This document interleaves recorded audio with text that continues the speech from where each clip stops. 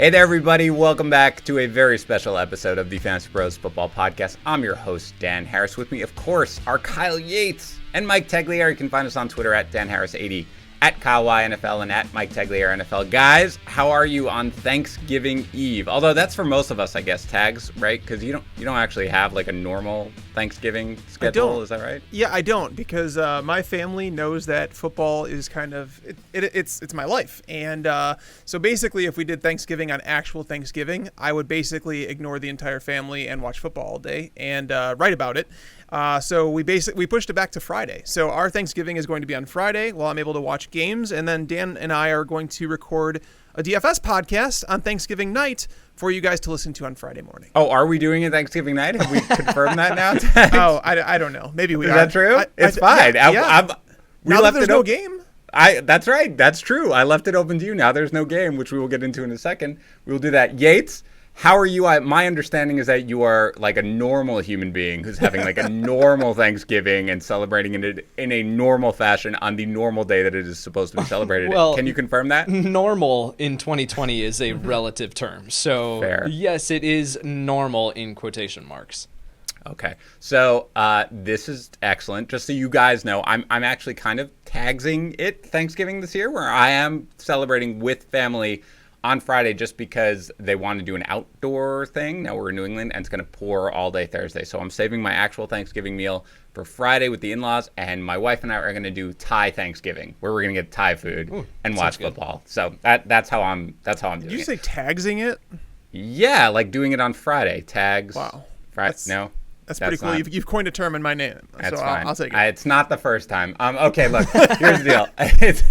It's tomorrow's Thanksgiving, as you guys know from the fact that we've been talking about it for 2 minutes. So everything's a little fresh twist turned upside down, whatever the way he says it. Instead of our usual start-sit show, we're going to do more of the Dan and Kyle in the morning, where we're going to go through every game and just talk about start-sit. I think that's probably a little better way to do it right now, since we've got Thanksgiving, as Tag said. We will talk about the Thanksgiving DFS slate. What I'm going to do is I'm going to do the Thanksgiving games last, just because we're going to be talking about DFS. It makes a little sense to do them at the end of the show, but we will do that and do the DFS, and then we will do a normal DFS show that will be aired on Friday. So let's get into it. Before we do, let me remind you how many days we have.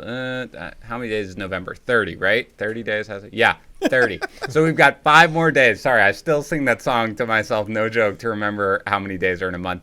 5 more days. Signed Alvin Kamara helmet. Remember, 3 ways that you can enter our November giveaway. You can follow us on Twitter at FantasyPros. You can follow us on Instagram at FantasyPros. You can subscribe to our YouTube channel, youtube.com/FantasyPros. Then just go to FantasyPros.com/contest to enter. That's it. You can do all 3 of those, by the way, and have 3 entries into the contest. Again, Alvin Kamara, signed helmet, FantasyPros.com/contest. All right, let's get into news and notes. The big one is that the Thursday night game between the Ravens and the Steelers has been postponed until Sunday. Now, there are a few ramifications here. Number 1, no longer on the DFS slate, of course, for Thursday, so you can deal with that on Sunday. But the biggest one, and we were kind of chatting about this very briefly before that, is that this is my understanding of the way the COVID-19 protocols work. You guys can correct me if I am wrong. If you actually test positive for COVID-19 and you have symptoms, you're out a minimum of 10 days. Okay, so that's what we've got there. If you test positive for COVID-19 and you are asymptomatic, you can return in 5 days if you have 2 different negative tests that follow 24 hours apart. Because of that, we do not know any details about Dobbins and Ingram, and if they are symptomatic, if they're asymptomatic. At least I have not seen anything. Therefore, because we assume that their positive test came on Monday, and that's really the latest it can come because that's when we got the news, then technically speaking, if they have 2 negative tests and they are asymptomatic, they could be eligible to play on Sunday. Guys, do you know if anything I've just said is incorrect, or is that basically your understanding of it? I know nothing. Good. I know nothing is an acceptable answer because I am the authority on this matter. Now, so here's what I'm basically saying. Right now, you cannot 100% assume that J.K. Dobbins and Mark Ingram are out on Sunday. With that said, my understanding is that these COVID protocols are designed to protect against the false positive. Look at what Adam Thielen is dealing with right now, right? He had the 1 positive test and the 1 negative test. They don't want somebody, because you get one positive test, to necessarily be ruled out if in fact you don't actually have COVID. Here, the Ravens have an actual outbreak in their locker room, right? You've had, I think, what was it today, guys? 7 tests or something like that. 7 people have tested positive. So it seems highly unlikely to me that Dobbins and Ingram are going to test negative enough to be eligible to play. But just understand, if you're going into this weekend game with the fact that it was postponed, technically speaking, Dobbins and Ingram could potentially have a chance to play unless I'm missing something. So just so you know, that's where we are there. That's all we're going to say about this game until we preview it. Sorry, guys.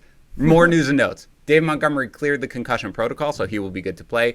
LaMichael Pirine has been placed on IR, so you can officially ride Frank Gore into your championship. Teddy Bridgewater and Christian McCaffrey are expected to practice this week. It's very unclear. McCaffrey, I think, was in a red jersey today.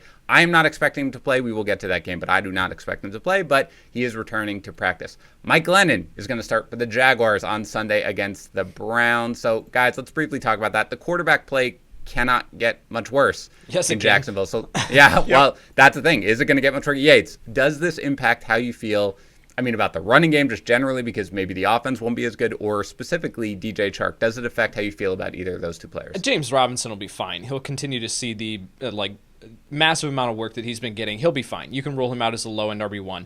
It is concerning for DJ Chark, but it was kind of the same situation this past week where it was like, we don't know what the heck we're going to get against the Steelers. Right. Rank him as a high-end wide receiver 3 and just kind of deal with the wide range of outcomes. It's kind of where I'm at this week, but you can't go near Keelan Cole, Chris Conley, any of the other receivers.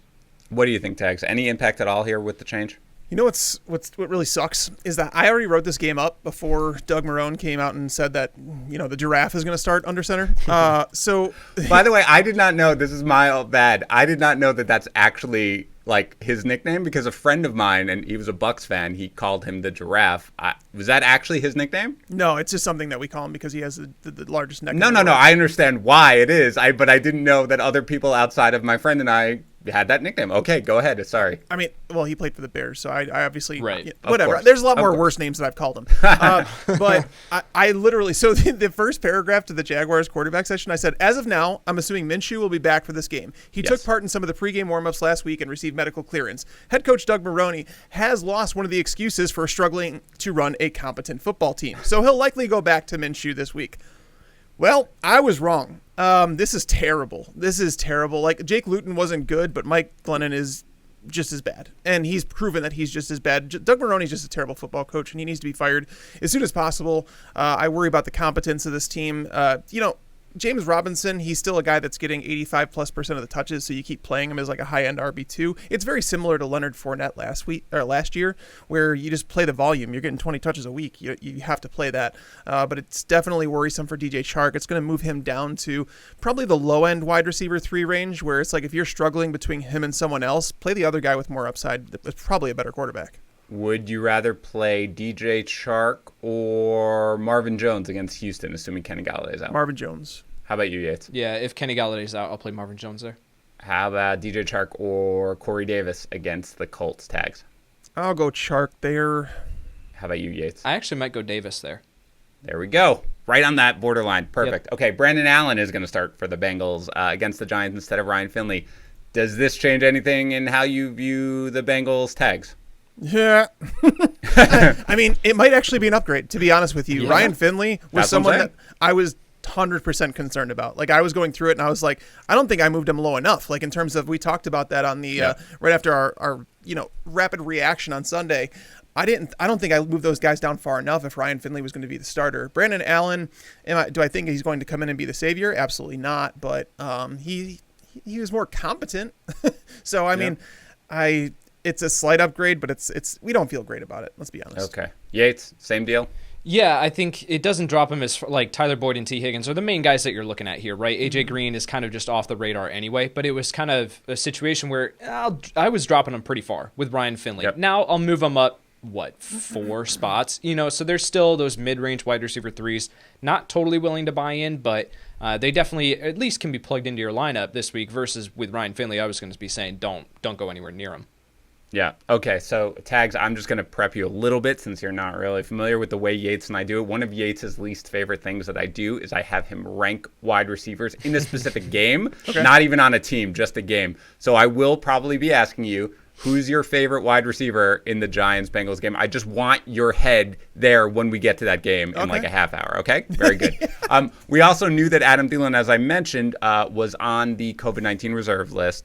He's had these conflicting tests, so he's not out. He could, again, this is part of the thing where they guard against these false positives where he could technically play.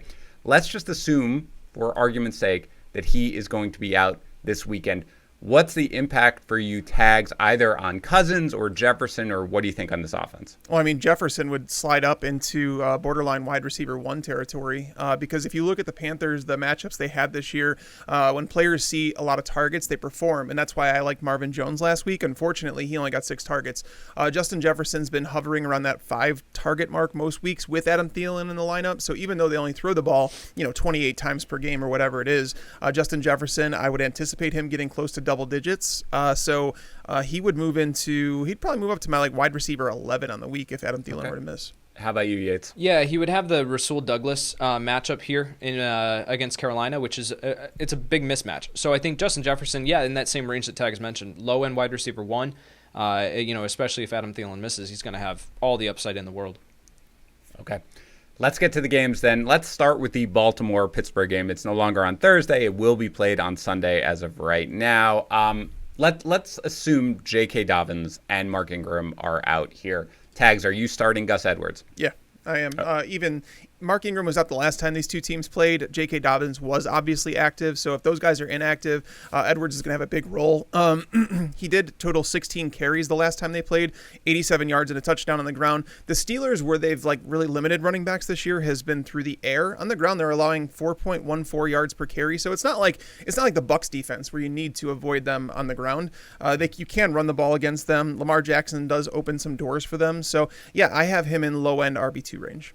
How would you at all take a deep flyer on Justice Hill, or just completely avoid? No, especially considering only I think it's 14% of pass attempts this year have been targeted to the running back position against the Steelers, and we already know that Lamar Jackson doesn't target running back. So. All right, Yates, how about you? How do you feel about Edwards? Yeah, I'm a little bit more optimistic on Edwards. Tags at a low-end RB2. I'd probably put him in a mid-range RB2 just because you're looking at, if you don't have J.K. Dobbins and Mark Ingram in the lineup in a run-heavy offense, then he's gonna get a ton of work. And Justice Hill, up to this point of his career, has never been anything to, he hasn't shown us anything. So we can't comfortably go into that game projecting that Justice Hill is going to get 12 carries, 13 carries, whatever. So I think Gus Edwards, as the goal line back too, I think he could get significant work. So I'd put him as a mid-range RB2. I did a stashes and streamers video for our YouTube channel earlier today and said, hey, stash Justice Hill if you've got the room, because there's no guarantee that J.K. Dobbins and Mark Ingram come back even for next week. So, just stash him, see what he does this week. If he turns into something, then great. You have something down the road, but yet I'm not looking to play him this week. So wait, Yates, we have a YouTube channel? Where can you find us? Yeah, we do. YouTube.com/FantasyPros. That's incredible. You guys should definitely visit there and subscribe and check out all our live streams. The correct answer, by the way, is Gus Edwards is the 21st ranked running back on the week, at least as of right now. That's where I have him, but we're all relatively in the same range. So are we still starting Lamar Jackson here? This has been just a string of disappointing performances. It's a tough defense, but guys, are either one of you, I'll start with you, Yates, at the point where you're benching Lamar Jackson? No, if I've got him, you got to continue to just plug him into your lineup unless you have a better streaming option available. I think he's in that low-end QB1, high-end QB2 range, and that's the case. I mean, I've talked about it with guys previously this season where it's like, if you have them, don't drop them to pick up another streaming option. You just play them and you deal with the range of outcomes. But I'm definitely more concerned with Lamar than I have been in previous weeks. But yeah, he's in that low-end QB1, high-end QB2 range. Tags, would you start Lamar Jackson against Pittsburgh, or would you start Tom Brady against the Chiefs? I'll go Lamar Jackson that one. I think he offers a higher floor. Obviously, the ceiling isn't massive for Lamar Jackson, but Brady's floor. Kansas City's not a great matchup for just mobile or for pocket passers. It's better for mobile quarterbacks. I think a better question would be, would I start someone like Derek Carr, Taysom Hill over Lamar Jackson? I probably would. I've definitely got Carr over Lamar Jackson. That is where we've reached. I love Carr this week. I mean, I have him 7th right now. I have Jackson 9th. That just feels right to me. He's a guy who, if I roster him, I'm starting him. But he's like the running back, right? He's like running backs 15 through 24. I don't feel great about this. But yeah, of course, I'm starting him without question. You're starting Mark Andrews as always. Please Okay, are we done starting any Ravens wide receiver tags? Bench them all? Yes and no. I mean, this sucks because the game was supposed to be on the Thanksgiving slate where I felt like Marquise Brown was going to be a good tournament play. Just because he did, I don't know if you guys saw it, but he actually tweeted after last week's game and said, what's the point of having soldiers if you never use them? He ended up deleting that, but a reporter did ask Harbaugh about it, and Harbaugh said, we want him to be a huge part of our offense, and we have to find ways to get him the ball. So I think that may have gotten their attention and they really do. Like, he needs to be a bigger part of this offense. Like, there's a reason you drafted that guy. He is a playmaker. He doesn't suck at football. Lamar Jackson hasn't been a terrific passer this year, but they need to get more creative. They need to find ways to get the ball in Marquise Brown's hands. So if you're looking for like a boom or bust wide receiver 4, this could be that little spark that he needed to kind of make his way into fantasy lineups. I'm not ranking him very high. I have him at wide receiver 48, I think, right now. So it's not like I'm crazy high on him, but if you're like, hey, I'm just looking for upside, I don't think it's the worst matchup because the Steelers, I mean, they have allowed 14.1 yards per reception to wide receivers. That's the highest mark, fourth highest mark in the league. So the matchup kind of does suit what Marquise Brown can bring to the table. He just needs Lamar Jackson to hit him. Yates, do you have your rankings up? Yeah, I do, but I'm not playing Marquise Brown. I'm dropping him. Where is he? Because I need some shade here. He's at 53 right now. Yeah, you're both way too high. He's 63 in my rankings. He's at the point where I'm not there.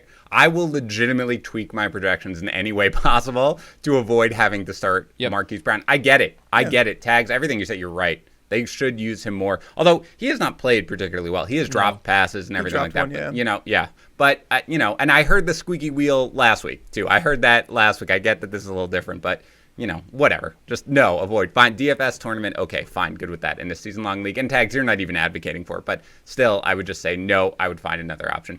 So for the Steelers, guys, so again, the COVID, the postponement, it is a little weird here because I think both Brandon Williams and Calais Campbell are on the COVID-19. So Brandon Williams is not Campbell. Campbell's just been questionable with an injury.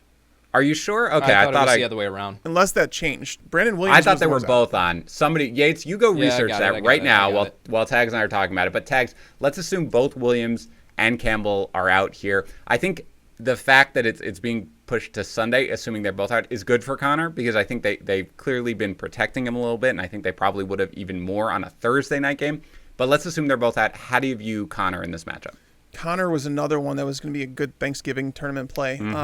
But there have been 3 running backs this year who have totaled 115 plus yards on the ground against the Ravens. I mentioned last week in the primer, and I'm doing it again this week, is that with Brandon Williams off the field last year, this team allowed 5.31 yards per carry. With him on the field, it was just 4.12. So it was clearly a big difference with him off the field. And then they bring in Calais Campbell, who was supposed to help. So if both of those guys are out, it's a massive upgrade. And, you could look at last week's matchup against the Titans and say they bottled up Derrick Henry pretty good most of the time until like basically the last play of the game. Right. But at the same time, they legit sold out. They were willing to leave their cornerbacks in one-on-one coverage and say, hey, we're going to force you guys to beat us through the air because their cornerbacks were good enough. Unfortunately, against the Steelers, you can't do that. You can't leave all those guys in one-on-one coverage. So I do like James Conner as a pretty strong RB2 this week. Yeah, I agree. Yates, you got any info for me? Yeah, Calais Campbell tested positive, and then Brandon Williams is a close contact. But he's both of them are also dealing with injuries. All right, so they're both on the list. So never question Bruce Dickinson. By the way, that is a very vague reference. Tags, do you know that reference? Please tell me. I do not. Okay, if you have the reference, never question Bruce Dickinson, please tweet at me at DanHarris80 because you and I will become best friends. It's very obscure, but I would love it. Okay, Yates, how do you feel about Connor, assuming both of them are out? Now, if Calais Campbell's tested positive, and let's assume all these positive tests are actual positive tests because they've got an outbreak, he is going to be out for Sunday. It's the same thing with Dobbins. If he's just a close contact, Williams may not be necessarily if he can recover from his injury. Right. But I'm just going to assume both of them are out. Do you, Yates, like me and Tags, like Connor as kind of a strong RB2 in this matchup then? Yeah, strong RB2. Tempering expectations here, not expecting anything like what we saw last week. And even with last week, he didn't perform exceptionally well for fantasy purposes because Benny Snell got the goal line carry. So with James Conner, you plug him in because he's going to get volume. But, man, outside of that, I'm not. He's a mid-range RB2 for me with very little upside. All right, Tags, break down the receivers here for me. You've obviously got Juju Smith-Schuster dealing with a potential injury that we saw at the end of the last game. Sounds like he returned to practice, so especially that they can go Sunday, I'm going to assume that he plays. How do you break down these wide receivers here in a tough matchup? It is really tough. So you kind of need the Ravens don't allow a lot of yards per reception. It's just 11.9 yards per reception. That's the third, or it's one of the lower marks in the league. And then you look at like the way that these wide receivers are used, and you say, all right, so it favors Deontay Johnson, who's been getting peppered with targets, but he's not averaging a whole lot of yards per target. But there's there's a butterfly effect here, and there's a whole lot of things going on, right? So Marcus Peters is going to be out there. He's going to cover Chase Claypool most of the day. Claypool's going to be a boomer bust wide receiver 2, wide receiver 3 type option where I'm not like 100% sold on him, but I don't think you could bench him right now. Right. Whereas Deontay Johnson is on the left side, and that's going to be either Jimmy Smith, who's been dealing with an ankle injury, might not play. That would slide Marlon Humphrey out to the perimeter, and therefore Juju Smith-Schuster would see Tramon Williams in the slot, a soon-to-be 38-year-old cornerback who's played like 11 snaps this year. So there's a lot of moving parts here. Marlon Humphrey has been better in the slot than he's been on the perimeter. So Deontay Johnson's matchup would increase a little bit if Jimmy Smith were out. But I think Juju, if healthy, would be the biggest beneficiary of that. But again, we don't know if Juju's healthy. It's way too early in the week. And honestly, I've been waiting to see like updates on this, and I haven't heard much about it. They said he could have went back in the game, but Juju just hasn't played well through injuries this year. So there's a lot to figure out kind of before Sunday gets here. This game was pushed back, so we're probably going to get a lot more information. So with that said, assuming they're all healthy, are you starting all three of them? You have to. I mean, I don't think you can sit these guys right now. It is a tough matchup, and they're not all going to perform. But with the way that they've been playing, it's really difficult to bench these guys. Yeah, you agree with that one, Yates? Yeah, completely. What Tag said, not all of them are going to perform, but there's no way of knowing which one it's going to be. So yes, we can look into the cornerback matchups like Tags mentioned, and we can dissect it. But there are a lot of moving parts, like he said. So right now, it's just you play all three of these guys, and you deal with the range of outcomes. Yates, any interest in starting either Big Ben or Eric Ebron in this game? Not in this matchup. How about you, Tags? I think Ebron is interesting. If there's one position that the Ravens are actually like average or slightly below average against, it's tight ends. There have been, as for tight ends who have seen 5+ targets against them, Zach Ertz was the only one who didn't finish with 12 PPR points. Ebron has hit 5+ targets in 8 of 10 games this year, so I think that he's a fine mid to low end tight end one. Yeah, let me double back really quick because my gut reaction was no, don't play Ebron, and then I looked at my rankings and I've got him at 11. So yeah, you play Ebron. Right, that's it. No, and I'm not going to criticize that whatsoever because it is difficult sometimes, and I always feel this in our Instagram and starts at Instagram Live. I'm just constantly checking my ranking because sometimes I have a gut sort of feeling, and I'm like, well, actually, I would start this person over it. So yeah, I agree. I have Ebron 13th, so that's a borderline starter. He might sneak into my top 12. So again, that's somebody who you can get away with if you have to. Las Vegas visiting Atlanta. Josh Jacobs and Darren Waller are must-start options, as always, of course. And, guys, I said Derek Carr is my 7th QB. Tags, where do you have him in your early rankings this week? I have him at 8, so I'm right there with you. How about you, Yates? Yep, got him at 8 as well. Man, I love it. Okay, so I guess the only other guy who we can even talk about for the Raiders would be Nelson Agholor. I mean, he finally did get the targets in the last game. We talked about him a little bit on the waiver wire show, Tag, so where do you have Agholor this week? How do you view him? Yeah, it's really difficult to love him because there's only been 2 games this year where he's seen more than 4 targets. He has been, I went through this, he's leading all wide receivers in efficiency, 2.74 PPR points per target, which is kind of ridiculous. But again, you go back to it and you say, if there's no reliance on targets, how do we get there? It could be a mistake on our part because if we have Carr ranked that high, we have to find the production and where it's going to go. It's just you don't feel confident ranking any of these guys higher than wide receiver 4 territory, which is where I have Agholor. He is the highest ranked one on this team. Henry Ruggs can win this matchup, but he's not getting the targets. Darren Waller should smash, absolutely smash, and probably finishes the tight end 1 on the week. But Agholor is the type of guy where you're sitting there looking at a guy like, let's say, Jerry Jeudy, Michael Pitt. Oh my God, that was the exact name I was going to throw out there to ask you. Would you rather start Agholor or Jerry Jeudy against the Saints? It's probably Jeudy just because he's getting more targets, but I've gone through this in the primer and talked about Jeudy, and I've said that he's getting targets, he's basically getting 8+ targets a game, but his targets are worth a lot less than other wide receivers, including Nelson Agholor, because Derek Carr's actually been an efficient quarterback. So I understand wanting to play Agholor over Jeudy, but it's a risky proposition. But they're in the same tier for me. Yeah, right now I have Jeudy at 43 and Agholor at 45. So that was a name that sort of was like, oh, that's one where I'm going to really think about. How about you, Yates? Are you willing to start Agholor? Do you have him in that range too? He's a flex play with upside just because, again, we, like Tag said, we can say, look at the matchup, look at the way Carr's playing, and we can say, yeah, I want to start these wide receivers, but there's no projecting or predicting which one's going to actually perform. So, yeah, with Aguilar, he would be the one that I would roll with, but he's wide receiver 43 in my rankings right now. He might move up a little bit, but not by much. I've got Judy at 40 and then Aguilar at 43. Okay, we're right in the same range then. So for the Falcons, it sounds like right now that Julio is going to be a game time decision. It's early in the week to make that proposition, but that's what we're sort of hearing. If he plays, you have to start Julio Jones if he plays, right? I don't think he's playing, to be honest. No, I don't either. But if he does play, Tags, you have to start him, right? I guess. I mean, I guess, but you're running a big risk. My guess is if he plays and there's like talk of him being limited, he'll fall like in the 20s. Like in my right, I'll be like, okay, I'll hedge a little bit and put him there, but I'm still going to be starting him. You're starting Calvin Ridley, of course, regardless. Now, if Jones does not start, Tags, I mean, it sounded like in the waiver wire show that you were not interested in this, but if he doesn't start, do you have any interest in Russell Gage or Zacchaeus or anything like that? Zacchaeus would be the one with the better matchup. Gage is matched up with LaMarcus Joyner. Don't like him so much this week. Zacchaeus would be, I guess, somewhat interesting, but I think there's other guys out there that I would much rather play. Like I won't have Zacchaeus inside my top 60 wide receivers or anything.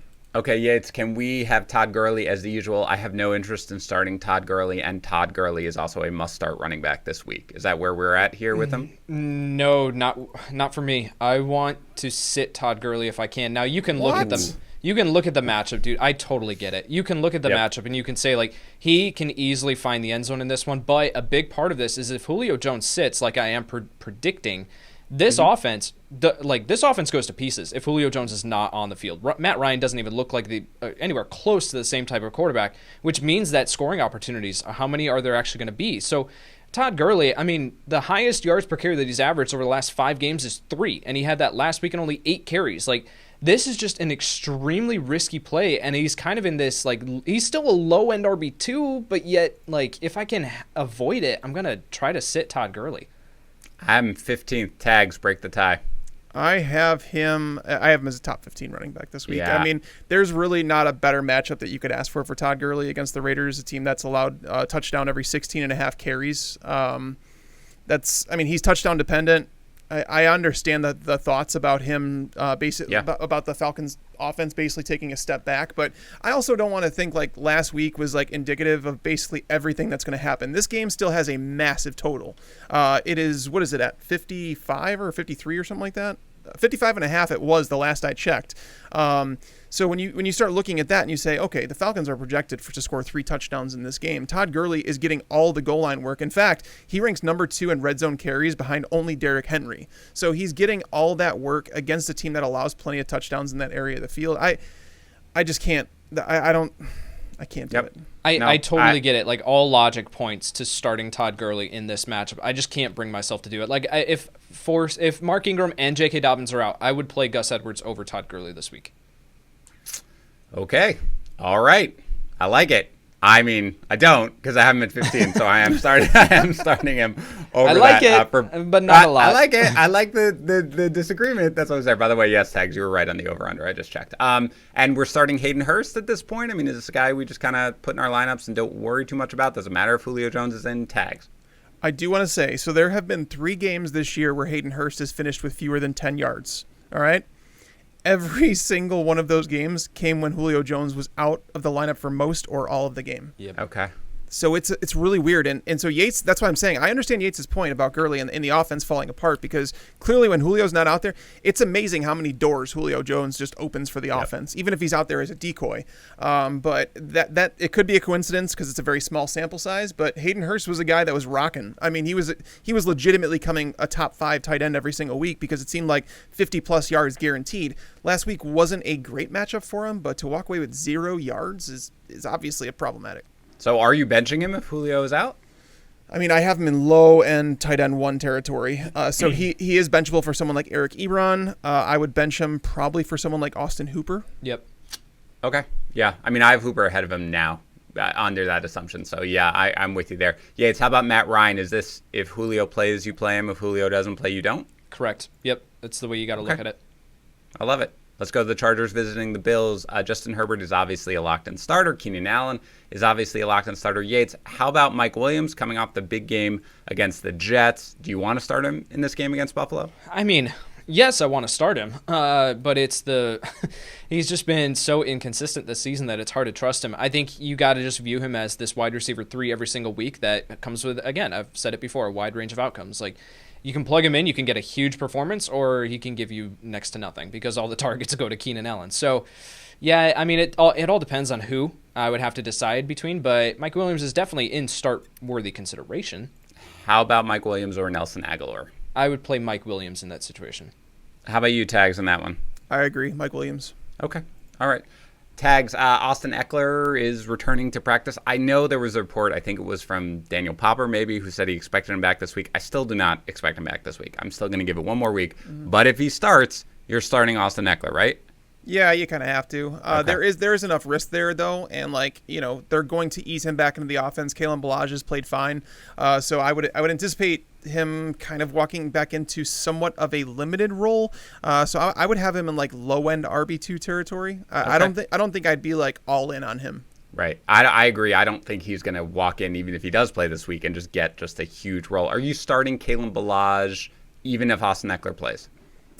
I would have him in low-end RB3 territory if Eckler plays. And if Eckler is out, I would have him as an RB2. I think you'd play him. I'd put him probably right around RB18. Yeah, I have him 19th right now, under the assumption, again, that Eckler is not playing. Yates, how do you feel about the running backs? Exactly the same way. That if Eckler plays, then I fire him up as a low-end RB2. And then if Eckler's out, play Kalen Ballage as an RB2.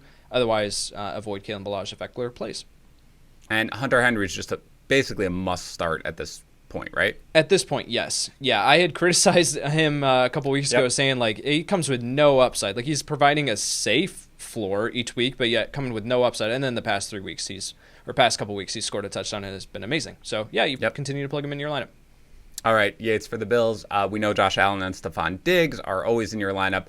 I'm not expecting John Brown to play at this point, both from the comments that he made. So if he plays, we'll start with that. If he plays, do you even want to play him in this matchup? If he doesn't play, do you want to start Cole Beasley in this matchup? No, with him tweaking it was his ankle, right? Coming out for that game a couple weeks ago, and then their bye week. So, yeah, if he's not practicing coming off their bye week, not feeling great about even playing him, even if he does suit up somehow. If John Brown sits, then yeah, I'll play Cole Beasley. This is going to be I'll play Cole Beasley as a low-end wide receiver 3. Maybe a high-end flex play. But, yeah, I think he belongs in your lineup because this is going to be an extremely fun game to watch. I think points are going to go up on the board in this one. I want pieces of it. Yeah, Tags, what do you think about Beasley if Brown sits? Yeah, I'm curious to know. Chris Harris Jr. They designated him for return. I don't think he's going to play. But if Chris Harris Jr. plays, it's problematic because he's really good. But he's been out for a long time. I'm not anticipating him playing. So if that happens, then Beasley would Tavon Campbell is the cornerback that Beasley would see in coverage. He's allowed 11 of 15 passing for 124 yards and 2 touchdowns in his coverage ever since they traded away Desmond King. So that is Tags, I don't want to interrupt, but I'm looking at a report 35 minutes ago from Jeff Miller, beat writer, that said, sounds like Chris Harris Jr. is expected to play against the Bills. That would be problematic because they would put him back in the slot. That's what they would do, and he's one of the better slot cornerbacks in the game. Now, he is coming off an injury, so there's some risk, but it would add too much risk to Beasley for me to play him confidently. And on top of that, the Chargers this year, they've only allowed 11.1 wide receiver receptions per game. That's the lowest mark in the NFL. So for someone like Beasley who has to rack up the receptions in order to get into that territory, he's probably just a wide receiver 4, like a low upside wide receiver 4. Yeah, all right. So consider this before you answer this next question, Tagged. I've been warned that if we recommend starting a Bills running back, one of our listeners is going to find Yates and dunk him in one of those water tanks where you throw the ball. So because of that, I will recommend starting one of the Bills running backs. But other than that, Tags, I mean, can you start either one of these guys? Zach Moss would be the one. If you look at the matchup here, so I basically highlight all this stuff in the primer in terms of the snaps that they've played, the touches they're getting. Zach Moss he's kind of like a 55-45 split, but he's also getting those valuable goal line touches. Sure, Josh Allen's going to steal some of those, but if you look at the matchup they have this week here against the Chargers, there have been 9 running backs who have totaled 10-plus carries against the Chargers. 8 of those running backs finished with at least 13 PPR points and as a top 26 running back. So I do think that Moss deserves to be in the RB3 conversation because if there's someone that's going to get 10-plus carries, it's him. So for me, I think Zach Moss is playable as an RB3 flex play, whereas Devin Singletary is not someone I want to play. How about you, Yates? I've got Zach Moss as a mid-range RB3. I think you can avoid him if you can. Yep. I've got him at 31. Sounds like we're all kind of in the same range. Right now I have Devin Singletary at 45. This is literally please find someone else. Don't go anywhere near him. You should have dropped him a couple weeks ago. Please find someone else. Giants visiting the Bengals. Tags, I teed it up for you early on. Please tell me your favorite wide receiver in this game. It's still probably Tyler Boyd. Just because I know the targets are going to be there. Even if you go back to last year in the games that he played with Ryan Finley, he finished with 6 catches for 62 yards on 8 targets against the Ravens. That was a tough matchup. He had one game where he had nothing. And then there was another game against the Steelers, another tough matchup. He had 5 catches for 101 yards and a touchdown. He's the intermediate option, right? A.J. Green is not getting separation. Nobody's going to be forcing the ball his way. T. Higgins has been stretching the field a little bit. He's been used in a lot of different ways. But again, it's looking at that target, that safety valve over the middle of in the middle of the offense, that's Tyler Boyd. So I think that he's probably the one that I would play. I still have him in wide receiver 3 territory, despite this whole quarterback shenanigans we have going on. He's the one. He's the one. I think Sterling Shepard is close to in terms of safe, but Boyd is my favorite. We are right there, Tags. I have Boyd at 32, and he is my highest ranked wide receiver in this game, and then Shepard at 37. Not that far behind, but those are my top 2. How about you, Yates? How do you view it? Yeah, Tyler Boyd would be the guy for me. I've got him at 32 as well. And then I actually would consider Darius Slayton here. He'll draw coverage from William Jackson, and it's not a cakewalk of a matchup, but yet I think that all it takes is one big play for Slayton to be able to finish as a low-end wide receiver 2 or higher. So I think with Slayton, he comes with a wide range of outcomes, but he would be the next one. Sterling Shepard, I'm only plugging him in if I need a safe floor. He would probably be kind of in that same territory of a Cole Beasley, even with Chris Harris Jr. for me personally. What about T. Higgins, guys? Anybody looking to start him? I have him at wide receiver 38. I'm not willing to completely cross him off. I would be torn if I had to choose between Slayton and Higgins, and I like the Slayton call. He's been volatile in his target share with Sterling Shepard in the lineup. But the good news is that the Bengals have allowed 39 pass plays that have gone for 20-plus yards. That's the third most in the NFL, behind only the Falcons and the Seahawks. And Slayton does have 11 deep targets on the season. No other wide receiver on the Giants has more than 3. So Slayton definitely has that big play upside here. He's a little bit more volatile, where it's like if you're looking for the safer play between those two, I think it's probably Higgins, but Slayton probably has a higher upside. Okay. Yates, how about Gio Bernard here? I mean, there's been more, touches here, more snaps for Pirine. So, I mean, what do you think of him in this game? Yeah, not really excited. I've got him as a high-end RB3 in my rankings right now. He's probably not going to move up much higher than that by the time we get to game time. So, yeah, I'd sit Giovanni Bernard. He's just not producing with his touches. He's not even getting the amount of touches that we thought he was going to. So, yeah, I think you can avoid him. Would you go Gio or would you go Jonathan Taylor against Tennessee? I'd take the shot with Jonathan Taylor. Would you go Gio or Ronald Jones against Kansas City? Gross. I would go Ronald Jones. The fact that you're debating it, I think, makes everybody understand. Yeah, that was not put into slow-mo. That was me literally. I've got Jones at 27 and Giovanni Bernard at 20. Or I'm sorry, Jones at 25, Gio at 27 right now. So I'd like to ask our producer to put Yates's response to that in slow motion, just so we can see how it's at.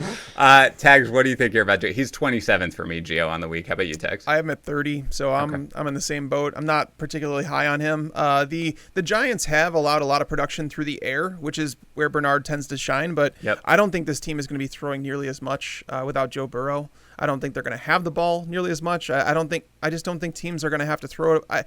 That's my concern with Daniel Jones this week as a streamer, because I do like him. The matchup is good, but you have to worry about competence on the other side of the football, and they could just choose to run the ball over and over, which is why Wayne Gallman.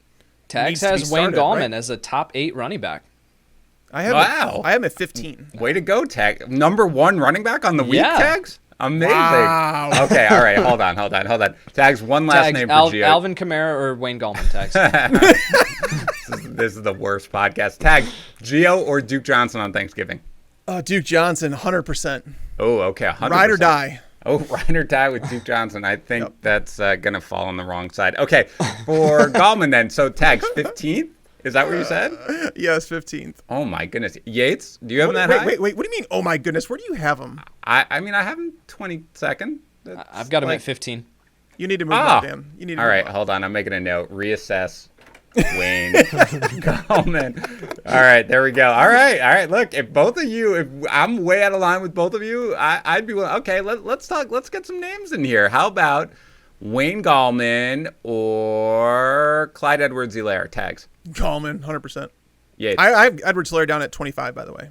Oh, wow. Wow. Okay, Yates, where do you have Edwards-Helaire? I've got him at 14 right now. I don't think he's going to end up there. There's so many question marks with these guys, like DeAndre Swift and like David Montgomery and like these. Yeah, I mean, we have clarity on Montgomery now. Chris Carson, like there's some guys that I'm just waiting on more clarity at this point of the week. So these rankings will move around. What was your question? Clyde Edwards-Helaire or Wayne Gallman? Yeah, Wayne Gallman or Edwards-Helaire. Probably when we get to game time, I'll go with Wayne Gallman there. Okay, but you definitely have Edwards-Helaire at 14 and Gallman at 15. I heard your numbers. So right now you have Edwards-Helaire higher. Yeah, Stop lying. unfortunately, rankings lock on Wednesday. And so I can't move for Sunday's games. Can't move them around. This is what we have, Yates, okay? So this is where we are. That's fine. And again, I am apparently the low human on Wayne Gallman. I have plenty of time to reassess, given that I'm being yelled at, which is fine. The low human? Yeah, but I do have him at, again, that. I really like, and we joke, Kalen Ballage represents 2020. I think perhaps the fact that I have Wayne Gallman as a very just go ahead 100% stardom RB2, and it's like, why are you so low on Wayne Gallman? That's really indicative. So Dan, real quick, over the last 4 weeks, Wayne Gallman has finished as the RB14, the RB16, the RB6, the RB10. You want to hear his the competition makes it even that much more impressive. Philadelphia twice, Tampa Bay, Washington. Those were not easy matchups. And as someone who has faded Wayne Gallman nonstop in the rankings, I understand. I'm well aware that he has been doing well, and I get it. And look, again, it will say that 22 is probably not where he's going to end up, because it is true that there are people who may miss the game and stuff like that who I'm ranking here necessarily. But again, yeah, I get it. I don't too much of a problem. We've spent really way now. too much time talking about Wayne Gallman. So what do you guys think Wayne Gallman's favorite color is? Because that's really what I think. Okay. We have to start Evan Ingram, don't we? Oh, Tags. Yeah, you kind of do. Yeah. Yates, where do you have him? I have Evan Ingram at 8 right now. Yeah, I'm at 7. 7 here. Yeah. This is where we are, guys. Remember when we were fading Evan Ingram? Remember when I always listed him as drop or keep, and I was like, drop, and now I'm like, must start Evan Ingram. Those were good times. Those are great times. So much better. Daniel Jones, again, Tags, you said you're a little concerned about it just because you think they may not throw as much and they can just run all over them. Do you have him as a streamer or outside that range? I have him outside that range. I mean, I don't mind him as a streamer. I think there's plenty of streamable quarterbacks this week. Yeah, I have him at 19 right now. Okay. Honestly, I could see him finishing as a top 12 quarterback, but I worry about the competition here. Okay. Yeah. And Yates, you too? I've got him at 14. Okay. All right. I think I'm at 15. So, yeah, whatever. We're all in the same range. Titans visiting the Colts. We just saw this game. You're starting Derrick Henry, of course, despite his down game against the Colts. Last time you were starting A.J. Brown. I love how he got over 100 yards on the ground, and we're calling that a down game. Oh, Derrick. No. I meant his down game, A.J. Brown. See, I'm sorry. I thought you said Henry. That's okay. Sorry. That's okay. But it was. You're right. That is a down game for Derrick Henry, the monster. God, his closing schedule. My goodness. Okay. Anyway, Corey Davis, Tags. How do you feel about him against Indianapolis? It's really weird, man. So in the primer, I have chances to kind of like highlight these things that I have thoughts on, and it's so weird. If you were to ask someone, who would you rather have in your fantasy team, Corey Davis or AJ Brown? Obviously, everyone's going to say AJ Brown, but I legitimately went back and I've stacked up the last 10 games that each player has played, and Brown has 2 more targets.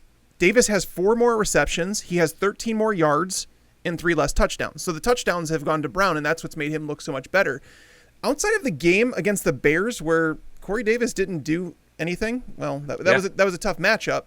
Corey Davis has been basically a wide receiver 3 or better in every single game. There's little reason to run from him. I understand that the matchup is not ideal, but he did produce numbers in the last game against them. I think it was 67 yards that he had in that game. So Corey Davis, I don't have him ranked as a top 36, but I probably should.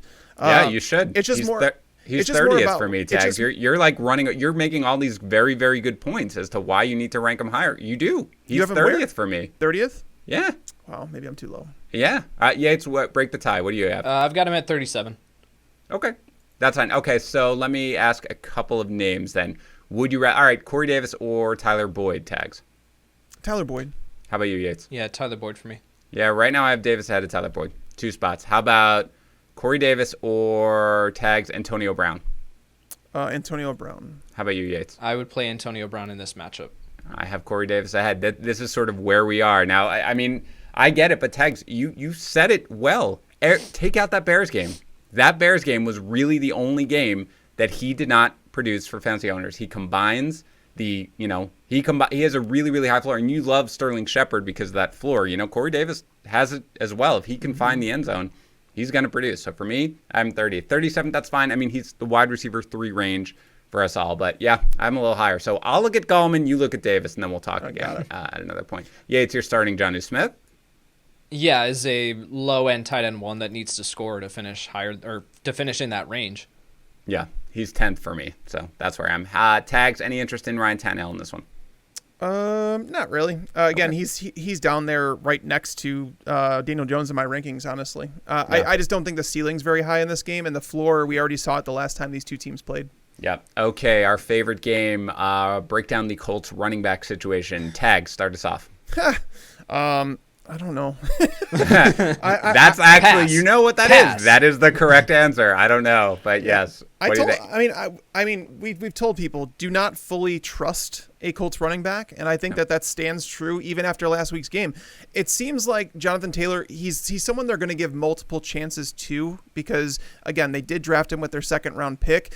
Jordan Wilkins has seemingly fallen out of favor ever since he alligator armed that target inside the 5-yard line a couple weeks ago against the Titans. So fortunately, we only have to narrow it down to Jonathan Taylor and Nyheim Hines. The problem is that Taylor's coming off a game where he dominated against, I don't want to say dominated, but did well against the Packers' terrible run defense, whereas Nyheim Hines was the guy that dominated this matchup the last time they played. Do they come back out and say, hey, we're going to go with what works, and we're going to go back to Nyheim Hines, or is it another Jonathan Taylor week? I have Taylor ranked higher because I think they do want him to be that guy, but I don't feel confident in it. And because of that, that's why I'm unwilling to put Taylor extremely high in my rankings. I have him at 25 right now. Okay. I don't feel great about it, though. Or 24. Right. 24, Tags, sorry. Break down 3 guys who are close in my rankings and who I have to decide in one of my own leagues. Jonathan Taylor, Gio Bernard, or Duke Johnson? Duke Johnson. Yates, who would you start among those group? I would probably start Jonathan Taylor, honestly. Yeah, I have Taylor highest. Barely, but I have Taylor highest. Also, I don't want to ruin my entire week or my turkey on Thanksgiving by starting Duke Johnson and watching him do nothing. Yeah, I'm 26, guys. Like, that just feels right to me. He's not somebody who I'm going to start as an RB2 because you can't trust it. For all we know, he'll get the first 6 carries of the game, and then we will never see him again. But with that said, he's kind of like a flex play to me where I'm probably starting him if I roster him because I probably don't have that many better options. Yates, starter sit, Michael Pittman. Start him. He's in the wide receiver 3 conversation moving forward. Okay, how about you, Tex? I'm a little bit more concerned. We talked about this, about 3 targets last game. It's problematic. They threw the ball plenty of times. It's just no wide receiver got a whole bunch of targets. I don't know. I mean, so against the Titans, wide receivers have averaged 17.2 receptions per game. That's 2nd in the NFL to only the Seahawks. Those receptions have only gone for minimal yardage because wide receivers are averaging just 7.55 yards per target. Mm-hmm. I just feel like he's the sexy wide receiver 3, wide receiver 4 play where you're willing to take some risk in order to get some upside, where I don't think I could pass on someone like Sterling Shepard, the floor that he presents, for someone like Michael Pittman. I think Pittman, I would be torn with someone like T. Higgins and Michael Pittman. That's the range that I have him in. Someone like Jalen Reagor and Michael Pittman. Reagor has a great matchup this week against Seattle. He's been seeing consistent targets, whereas Pittman, it's been a bit more volatile. I'm not doubting Michael Pittman, the player, and Phillip Rivers has been playing better. It's just doubting the actual targets in this game because it seems like the Colts do want to spread the ball around. It's tough. Yeah, it's so funny, Tex, because this is the second time where you have legitimately picked the name that I was going to put to you, which is Sterling Shepard, because I have them back-to-back in my rankings. I have Shepard higher. I have Shepard 37th, Pittman 38th.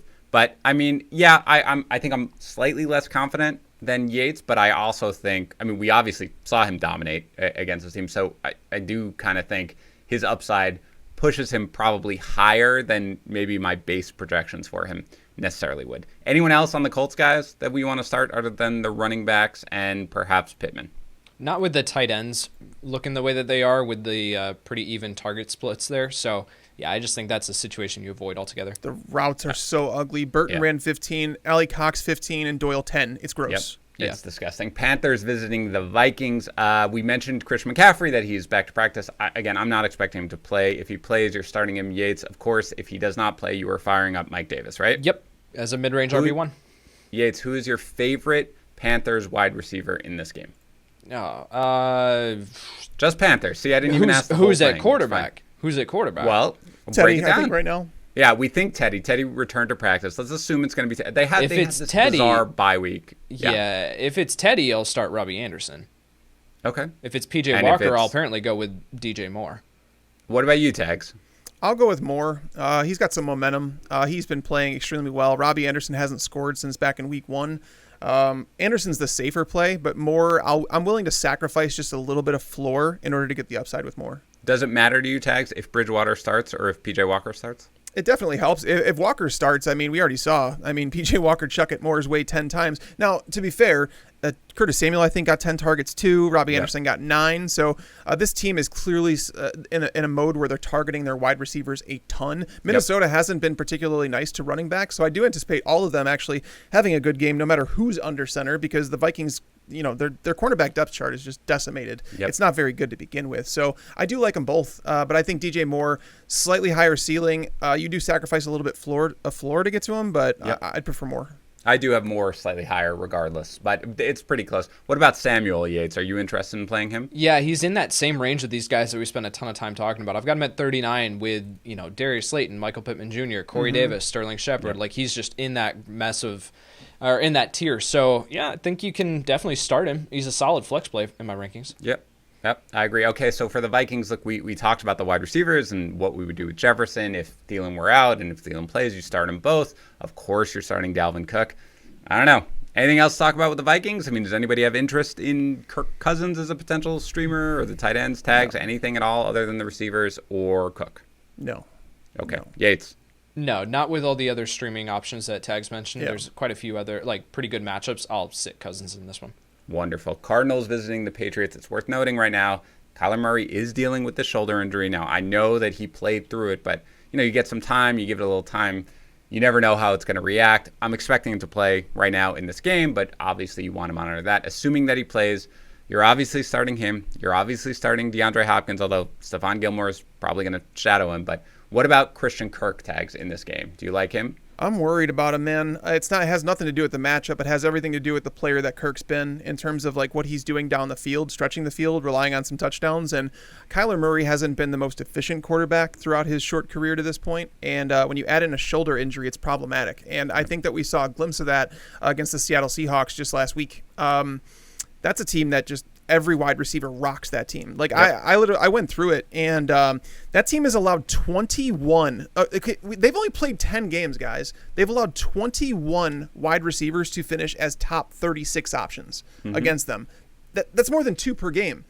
Christian Kirk didn't get there last time. They were playing backup cornerbacks. They legit were down a few starting cornerbacks in that game. So I do worry about him. I have him in wide receiver 4 territory. The matchup is not problematic. It's not at all because so it's Stephon Gilmore going to DeAndre Hopkins. That leaves Jason McCourty with Kirk. McCourty, of the 88 cornerbacks who have played at least 175 snaps in coverage, McCourty has allowed the second most PPR points per target in his coverage. So again, this has nothing to do with the matchup. It has everything to do with Kyler Murray.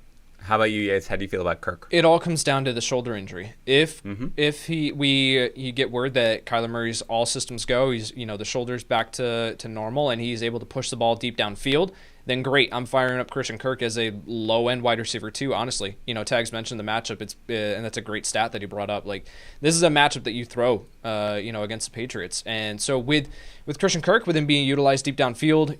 You got to fire him up if Murray's shoulder injury is fine. If it isn't, if we get word that he's still limited in practice on Friday, then he'll be a low-end wide receiver 3 for me. He'll probably move into that same range with these other guys with Curtis Samuel. How about Kenyon Drake, Yates? Do you feel comfortable rolling him out there now every time out after this last one? I mean, not necessarily comfortable, but yet, based on the running back position, yeah, you got to start him as a low-end RB2. How about Edmonds? No, I'm not looking Edmonds this way. Yeah, Tags, you agree with both of those? I do. And what's something that we should point out is that Drake saw a season-high 5 targets against Seattle. Again, this could come back to the idea that Kyler Murray was not right for that game, and he was forced to check down a lot more. So that's something to keep an eye on. It obviously boosts Drake's stock. It gives him a higher floor if he's involved in that passing game, because coming into that game, there was not a game where he had caught more than 2 passes on the season. So it is raising his floor. The matchup against New England, again, it's not bad. Teams have averaged just 57 plays per game against them. That's the problem, because I mean, they're allowing over 4.4 yards per carry, 6.5 yards per target. Both those marks are above the league average. So I like Drake here. As Edmonds, I have him as RB 38, so he's more of like an RB 4. All right. So for the Patriots, I mean, I guess the easiest way to ask it is, who are you starting? By the way, I just came across Schefter's tweet out, right? McCaffrey's out, as we expected. So we expect Mike Davis to be a solid start here. So Tags, on the Patriots, who are you starting on the Patriots? Cam Newton, decent start against this defense. Quarterbacks have been running the ball against them. Quarterbacks have averaged 5.98 yards per carry against the Cardinals. That's the second highest mark in the NFL. And we've seen Newton, total 9 or more carries in 7 of his 9 games. So that's where his fantasy production comes from. It should be a relative. I would think a neutral game script if Kyler Murray is not, Kyler Murray. Mm-hmm. Damian Harris, I mean, how do we not play the guy right now? Yep. He's running well. Arizona losing Corey Peters was big, and we saw Carlos Hyde take advantage of that last week.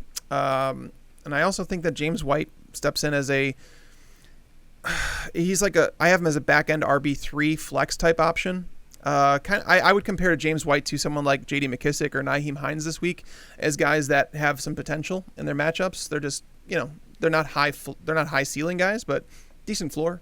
How about Jakobi Meyers? I have him as a, mid to high end wide receiver 4. Okay. They moved him back to the slot a lot last week, and I can't say that that's a bad thing. It shouldn't be a bad thing, but for whatever reason, it only led to 3 targets. N'Keal Harry, stop targeting him, please. For the love of all that love football and love watching it, we don't want to see N'Keal Harry. I don't. Jakobi Meyers is he's in the wide receiver 4 conversation, especially now that Burkhead is out. It should lead to a few more targets, like funneling that way. Yates, do you disagree with anything that Mr. Tagliere has said?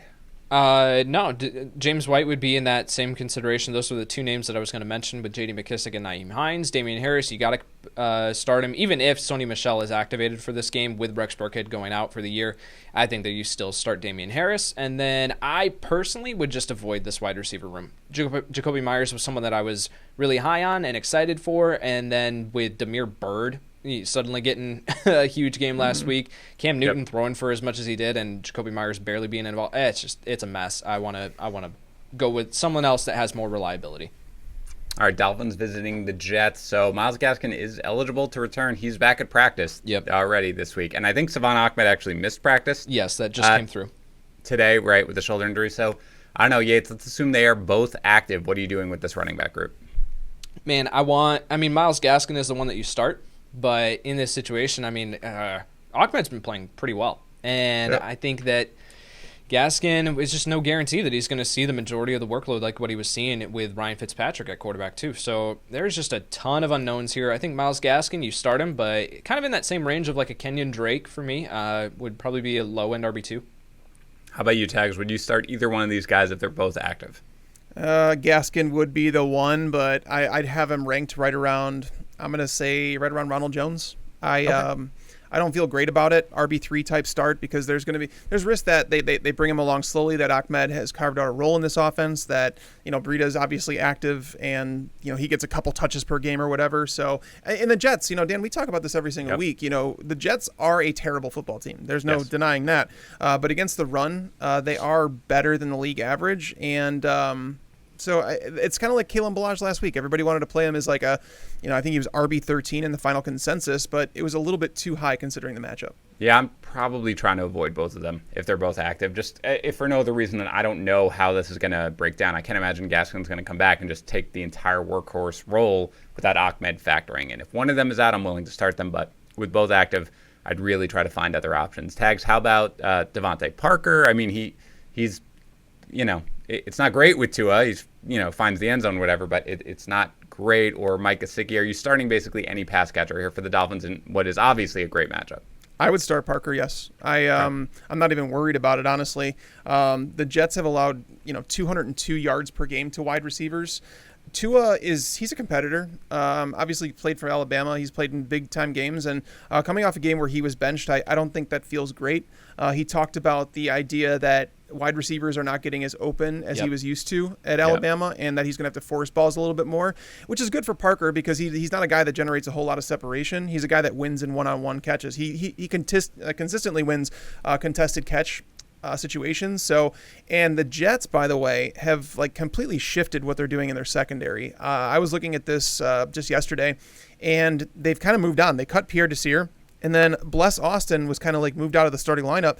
They were starting rookies Bryce Hall and Lamar Jackson on the perimeter, and then they had they even sat down Brian Poole in the slot.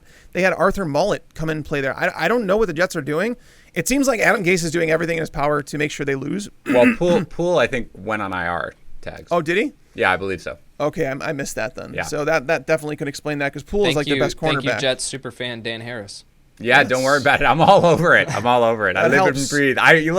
We may have been eliminated from the playoffs, but I don't know. I think I'm petitioning to get us moved to the NFC East, where I think we might have a legitimate chance still to make it.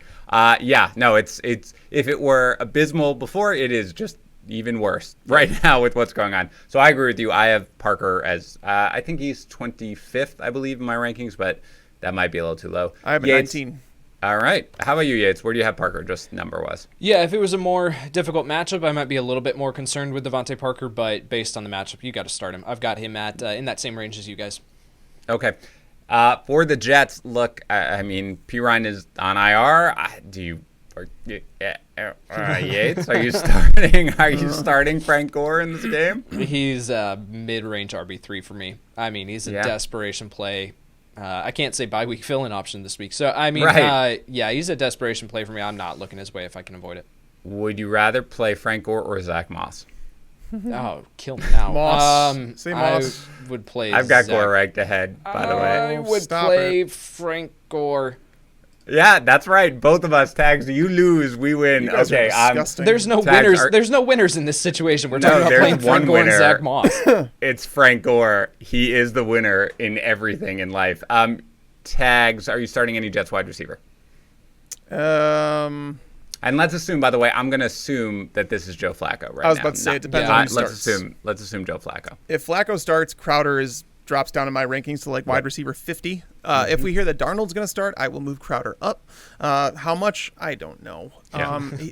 But I don't want to start any of them, though, because the perimeter cornerback duo of Byron Jones and Xavier Howard is one of the better ones in football. So, and I mean, you're basically relying on a deep ball from Perriman or Mims to make that matchup work. So, Crowder would be my favorite one just because of the matchup with Nick Needham in the slot, but it's not. If Flacco starts, it's not great. Fun fact, I have Jamison Crowder ranked 53rd. I have Rashad Perriman ranked 54th. And I have Denzel Mims ranked 55th. Wow. So this is where we are. That's awesome. I actually didn't even realize that. So way to go, me. Start none of them. Okay, let's go to the Browns visiting the Jaguars. You're, of course, starting both Cleveland running backs here. Tags, are you starting anyone else on the Browns? Not if you can help it. How about Austin Hooper? Well, yeah, I mean, that's a person on the Browns who you could start. For whatever reason, I was thinking wide receivers because Jarvis Landry makes some sense, but it's just the offense passes so little. Even Hooper he comes with risk. Yeah. I mean, he's topped just 34 yards twice all season. He's scored 1 touchdown on 40 targets. Now, fortunately, the Jaguars have been a matchup. I mean, they've allowed a touchdown every 7.9 targets to tight ends on the season. That's more often than any other team in the league. you're basically searching for that, right? Because they're going to be in scoring position, and there's going to be a reason that people, I'm guessing that Nick Chubb and Kareem Hunt are going to end up as top 15 options this week in fantasy rankings. So people are relying on them getting the goal line touches, but Hooper could be a good bet down in that area of the field. So I have him as like a low end 1, high end 2 this week. Yeah, I'm a little higher than that. And again, when we're in this range, Yates, you and I basically talk about it every Friday. It's like, you're like, you can throw a dart between 8 and 15, and I wouldn't really care. So he is 8th for me right now. So I do have him a little higher. I have Jarvis Landry at 39. Wow. 39 in my wide receiver rankings. Yates, where do you have Landry? I have him down at 50 right now. Woo! Tags? I have him at 47. Okay. All right. Hold on. I'm going to add Landry to the list, the Gallman list. Normally with all the bye weeks, he would be someone that would move up to like a top 36 play. But now when you don't have that factoring in, he comes down the lineup or my rankings a little bit. But with Austin Hooper, I'll mention this really quick. Hooper, I don't know if you guys saw this last week. Hooper was missed on a wide open touchdown. Baker, that is inexcusable for him to miss that. Now we can talk about the Wayne weather. Haskins-esque. It was so bad. So I think, against this matchup, we would be talking about him in a much different light than we are right now if Baker had been able to hit him. Yeah, I don't think we need to really talk about the Jaguars, guys, considering we already talked about Glennon. You were starting James Robinson, and it sounded like we all had DJ Chark ranked as like a wide receiver 3 that you're probably throwing out there, but you might have better options. Is that fair? Correct. Pretty much. Okay, let's go to the Saints visiting the Broncos. You're starting Taysom Hill in this one, Yates? Yeah, as a low-end QB1 based on his rushing upside. All right, how about you, Tags? Yep, we can't take everything for granted from one game against the Falcons, but we're basically starting him from what he does on the ground. And we've already seen against this Broncos defense, we've already seen Cam Newton rush for 76 yards and a touchdown. Sam Darnold even rushed for 84 yards and a touchdown against them. So he has a solid floor, and it's not like it's the worst matchup. They're favored by 6. It's on the road. Again, I do have some question marks, but not enough to force me to move him outside of my top 12. I will say that this is almost definitely the lowest I've had Alvin Kamara ranked all season long. I have him 7th just because I'm in half PPR, just because I am obviously concerned about the target volume, at least based on what we saw. But you are still starting him. Tags, any interest in Latavius Murray? I have him at 36, so I think that he could be used in an emergency as like a back-end RB3 flex play if you need someone, because, he could find his way into the end zone. This matchup is like the first time in like over a month where he's had a plus matchup on the ground. Yep. Okay. Yates, what about you? You used to love Latavius Murray. You jumped off the train. Where are you today? Yeah, he's in that same range, like emergency case only. Break in case of emergency. Okay, how about Michael Thomas? How do you view him here? Is he just all the way back after that big game? You have to at this point. Based on what we saw last week with Taysom Hill just literally only looking his way. I love how Tags phrased that. Like it took Taysom Hill to unlock Michael Thomas this year. Yeah. Welcome to 2020. So, yeah, I think with Michael Thomas, I've got him at 11 right now. Yeah, you start him. Yeah, I'm at 10. Tags? I have him at 8, I think. Okay, yeah. All right, good. So we're all in the same range. Let me make sure. 9. I have a 9. Okay, 9, 10, 11. Perfect. So anybody else we want to start on the Saints? Jared Cook is outside of my range by a lot. Okay. Punt him off the freaking bridge. He actually, by the way, Adam Troutman, the rookie tight end, actually played more snaps than Jared Cook last week. Yeah. Very bizarre. Anyway, the Broncos. Tags, are there any must-start options for the Broncos in this game? Must start? Yes. No, absolutely not. I don't think that if you can help it, don't play Melvin Gordon or Phillip Lindsay. Yep. And Noah Fant would be the one that I guess that I'd want to play, but I'm not like crazy excited about it. But just because it's tight end and we're limited to options, Fant would be someone I would start. I think that to the extent there is a quote-unquote must-start guy, it would be Fant. I'd feel more comfortable starting Fant than I would starting Melvin Gordon. How about you, Yates? Do you agree with that? Yep, completely agree. Okay, and we talked about Jerry Jeudy. Is he your favorite Broncos wide receiver, Tags? It's close between him and Tim Patrick. Both of them are, honestly, they're right there side by side in the middling wide receiver 4 conversation. Yep. Now, there would be an upgrade that would happen if Marshawn Lattimore is forced to miss another game because he had to miss last week. But again, like you look at this team and just like the quality of targets is just so bad. The Saints defense has started to look like the defense that we thought they would, and if they are legitimately a top 5 defense, Drew Lock is in a lot of trouble. Yep. He's going to get pounded in this game dropping back, so I don't really want to rely on those wide receivers if I don't have to. They're both in wide receiver 4 territory for me.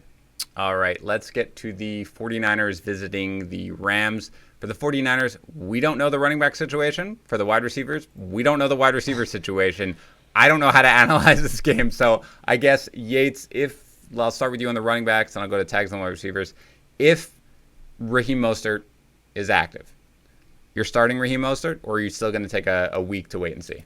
Oh, man, I would prefer to take a week to wait and see, especially, again, because I mentioned it with no bye weeks. Like, you've got other options.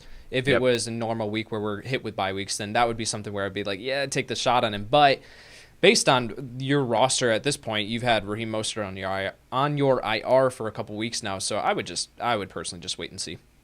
And even if Raheem Mostert is not active, you're just avoiding the backfield altogether, correct? Yes. Yeah, personally. Okay. Okay. Tags, wide receivers. We don't know if Deebo Samuel is going to play. We don't know if Brandon Ayuk's going to play. What do you want to do with them if they do play in a tough matchup with the cornerbacks? I think it's best to play it safe. I mean, Deebo Samuel, when he came off his last injury, they kind of broke him back into the lineup. They didn't just throw him back into the fire and said play every snap.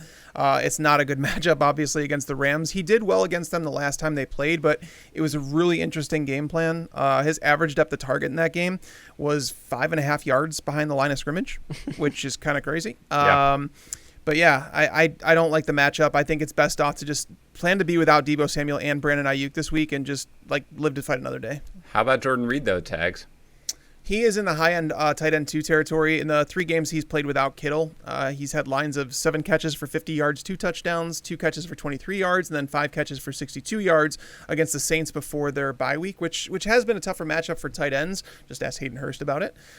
So when we're talking about tight ends, we're looking for targets, and being that there's so limited of targets available in this offense, I mean, we have to. And there's limited targets to throw to in this offense, and there's limited tight ends out there that you're guaranteed 5+ targets. I think Reed falls into that category because if you look at Kittle, I know that Reed isn't Kittle, but George Kittle does well every single time they play against the Rams. They've had no answer. He's totaled at least 79 yards in each of the last 6 meetings against each other. So they clearly have had no answer. So it's the same game plan for Kyle Shanahan. It's just changing things a little bit for Jordan Reed because he's not obviously a blocker, but I do think Reed can fill in as a high-end tight end too. Yates, for the Rams, you're, of course, starting Cooper Kupp. You're, of course, starting Robert Woods. But what about the running backs? Stay far away. Run away. Doesn't matter who it is, huh? Nope. Just run away. Okay. Who is your top-ranked Rams running back, and where does he fall? Give me a number. Yeah. I can give you mine if that will make Yeah, go ahead. I'm flipping over. Tags, you can look. I have Darrell Henderson as my top-ranked Rams running back at 38th in my running back. That's exactly where I have. I have Henderson at 38. I have Malcolm Brown at 49, and I have Cam Akers at 54. There we are. Go ahead. Yeah, I have Darrell Henderson at 39, Malcolm Brown 46, Cam Akers 47.